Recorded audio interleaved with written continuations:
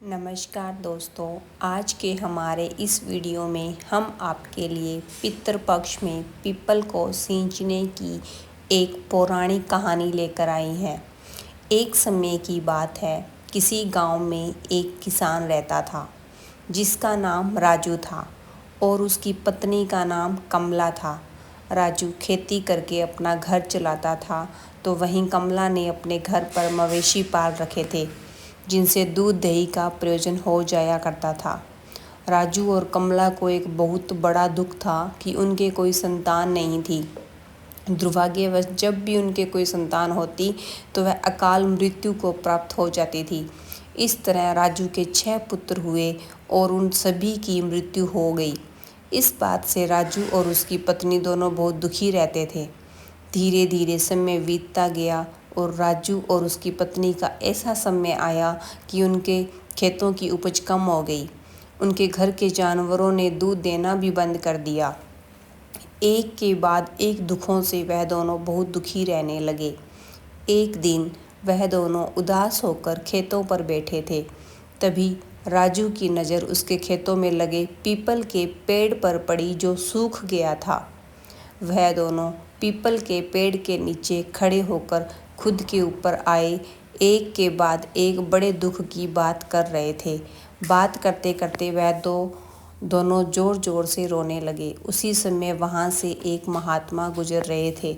उनके रोने की आवाज़ सुनकर वह महात्मा उनके पास गए और उनके विलाप करने का कारण पूछने लगे।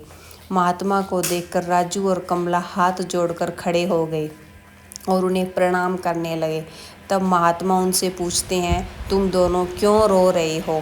तो राजू बोला, प्रभु, हम दोनों बहुत समय से संतान का दुख झेल रहे हैं और ना तो जानवर दूध दे रहे हैं और ना ही हमारे खेतों में उपज बाकी रही।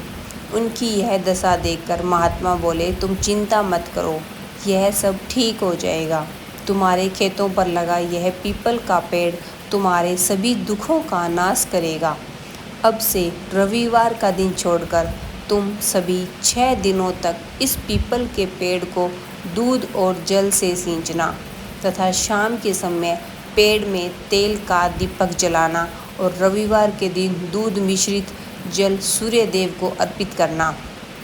ऐसा करने से तुम्हारे ऊपर आया संकट कट जाएगा। ऐसा कहकर वह महात्मा वहाँ से चले गए। राजू और उसकी पत्नी ने महात्मा के कहे अनुसार पीपल के पेड़ को सींचना शुरू कर दिया और शाम को पीपल के पेड़ के नीचे तेल का दीपक जलाने लगे।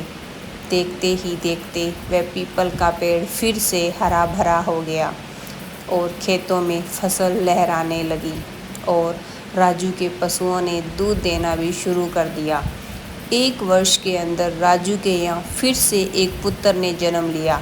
अब राजू और उसकी पत्नी बहुत खुश थे। उनके जीवन में आए सभी कष्ट दूर हो गए थे। उनके घर में सुख समृद्धि और संतान का वास हो गया था। एक दिन राजू और उसकी पत्नी अपने खेतों पर पीपल के पेड़ को सींच रहे थे कि तभी उन्हें फिर से उन महात्मा के दर्शन हुए। अपने पुत्र के सहित उन्होंने उन महात्मा को प्रणाम किया और कहने लगे, प्रभु, आपके आशीर्वाद से हमें संतान सुख और संपन्नता प्राप्त हुई है। तो वह महात्मा बोले, यह मेरा आशीर्वाद नहीं बल्कि तुम्हारे पितरों का आशीर्वाद है जिनका दोष तुम्हें लगा था। पितृ दोष लगने से घर में संतान नहीं होती, कर्ज होने लगता है, घर की लक्ष्मी रूठ जाती है और दरिद्रता का वास होता है, मृत्यु का भय भी बना रहता है। इसलिए हमेशा अपने पुत्रों को खुश रखना तथा पीपल के पेड़ की पूजा करते रहना।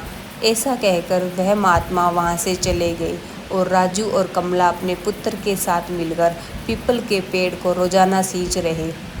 जय पीपल देव, जय पितृ देवता।